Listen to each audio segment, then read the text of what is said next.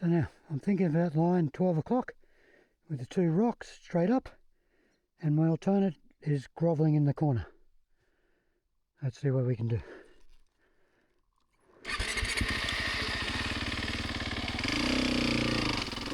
So now I'm coming up to the rock and I get the front wheel in the pocket. I get over there reasonably well.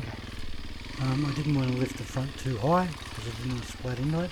So I lose my momentum here, and I'm trying to place the front wheel up on that rock so the back wheel can go through the gap.